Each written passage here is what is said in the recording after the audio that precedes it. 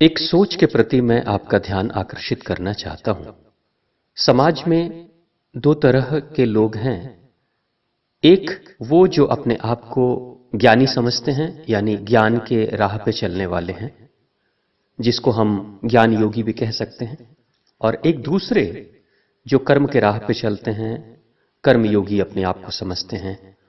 अक्सर विवाद इस बात की छिड़ जाती है कि ज्ञान योग के राह पे चलने वाले जो हैं उनको कोई कर्म करने की जरूरत नहीं है, और जो कर्म के राह पे चलने वाले हैं उनके पास दूसरा कोई विकल्प नहीं है, इसलिए वो कर्म कर रहे हैं। किसी भी कारणों से अगर ये मन में भेद आ गया है, दोनों के प्रति अलगाव आ गया है, तो मुझे लगता है कि इसकी गहराई में जाकर अगर हम देखेंगे तो बात समझ में आएगी कि दोनों में कोई भिन्नता नहीं है, दोनों एक ही हैं।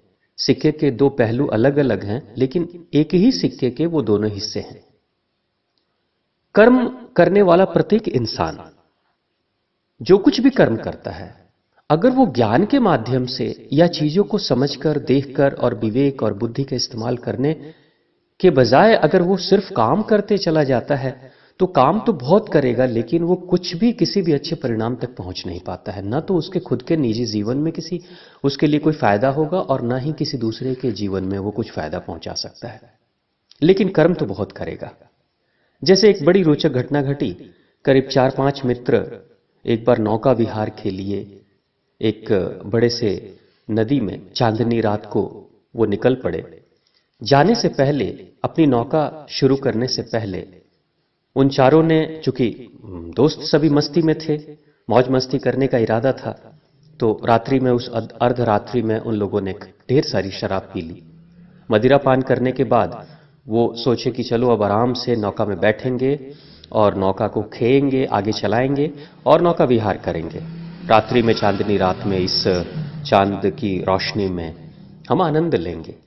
सभी बैठ गए और सभी नशे के आगोश में थे। शराब पी रखी थी उन्होंने। वो बैठ गए और उसके बाद से नौका में बैठकर पतवार खेने लगे, और लगभग पूरी रात निकल गई। खेते खेते और खूब खुश थे, बहुत आनंद में थे। सुबह जब सूर्य की लालिमा जब निकलने लगी, तो एक मित्र ने कहा कि देखें हम कहां तक पहुंच गए हैं। आंखें खोलकर जब देखते हैं तो देखते हैं कि नाव तो वहीं की वहीं खड़ी है, उसी किनारे पे, क्योंकि उन्होंने उस नाव को उस तट से बंधे हुए रस्सी से खोलना ही भूल गए थे। वो जो बंधन है नाव की, उसको खोला ही नहीं। लेकिन रात भर वो पतवार चलाते रह गए, और पूरी रात्रि वो यही सोचते रहे कि हम कहीं यात्रा कर रहे हैं, हम कहीं जा रहे हैं, लेकिन कहीं नहीं गए। यहां वो लोग भी कर्म कर रहे थे, लेकिन पहुंचे कहीं भी नहीं। उस कर्म का कोई परिणाम नहीं मिला। ये क्यों? इसलिए क्योंकि ज्ञान की कमी थी। ज्ञान की कमी क्यों? क्योंकि उस वक्त उनका मस्तिष्क और उनकी आंखें बंद थीं। बेहोशी में इंसान देख नहीं पाता है, वही हालत उनकी भी थी। अगर कोई इंसान कर्म करना चाहता है, अगर वो ज्ञानी भी है, उस विषय का ज्ञान भी उसके पास है, तो वो ज्यादा बेहतर तरीके से वो कर्म कर पाएगा।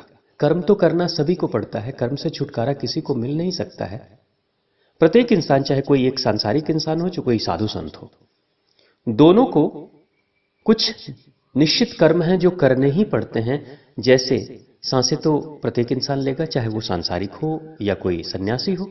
भोजन तो दोनों को चाहिए, वस्त्र तो दोनों को चाहिए। आवास, या जिस वक्त चिलचिलाती धूप पड़ेगी उस वक्त वो भी किसी वृक्ष के छाये में जाकर बैठने की कोशिश करेगा, और जिस वक्त बीमारियां होंगी उस वक्त दोनों इंसान, दोनों तरह के लोग औषधि को ढूंढने की कोशिश करेंगे। ये कर्म कुछ नियत कर्म है जो सभी को करने पड़ते हैं।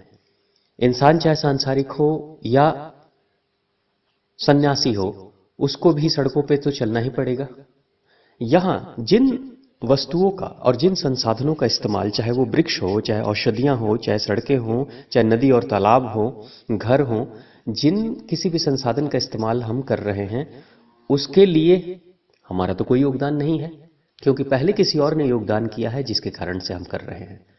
अब अगर वृक्ष किसी और ने नहीं लगाया होता, तो उस वृक्ष के साए में कैसे कोई सांसारिक या एक सन्यासी जाकर बैठ पाता और चिलचिलाती धूप से अपने शरीर को बचा पाता? कर्म तो करना ही पड़ेगा, लेकिन जो विवेक के आधार पे, बुद्धि के आधार पे आंखों को खोलकर और तब जाकर कोई कर्म करता है, तो वो कम कर्म में अच्छे परिणाम उसको मिलने लगते हैं और दूरगामी परिणाम मिलते हैं।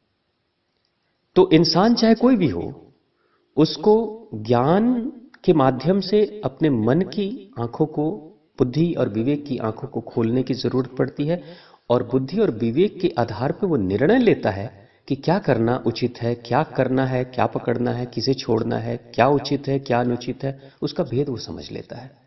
और जब उस भेद को समझ लेता है तो विकल्प उसके पास होते हैं कि कौन सा उसके लिए जरूरी है, कौन सा उसके लिए जरूरी नहीं है, और किसको अभी कर सकता है, किसको वो भविष्य के लिए टाल सकता है। और उस विवेक के आधार पर जब वो कर्म करने निकलता है तो ज्यादा बेहतर उचित कर्म कर पाता है, खुद के कल्याण के लिए भी और दूसरों के कल्याण के लिए भी। तो ज्ञानी हो या कर्मयोगी हो, दोनों अधूरे हैं अगर दोनों अलग अलग हैं। दोनों पूरे तब होते हैं जब ज्ञान के आधार पे कर्म किया जाए, तो ज्यादा बेहतर और सार्थक होता है। धन्यवाद। आपका दिन शुभ हो।